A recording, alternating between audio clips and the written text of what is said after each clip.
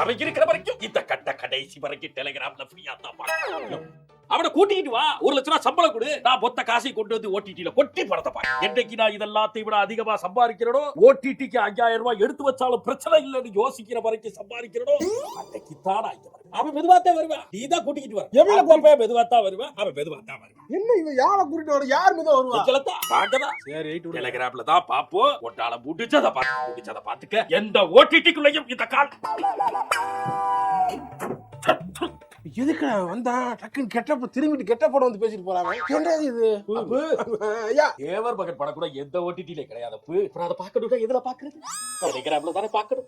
வேற எதுவும் இருக்கா? ஐயா ஐயா ஆமாங்க ஐயா. அழுகாதடா. ஐயா ஐயா ஐயா ஓ ஐயா. இவனுக்கெல்லாம் என்னைக்கு ரேட்டை குறைக்கிறாங்களோ அன்னைக்கு நாங்க ஓட்டி. அது வரைக்கும் ஓடிடிக்கு வர முடியாது, எந்த டிக்கு வர முடியாது. சிங்கிள் டிக்கு வழி இல்லாத நாங்க ஏன் ஓடிடிக்கு வரணும்?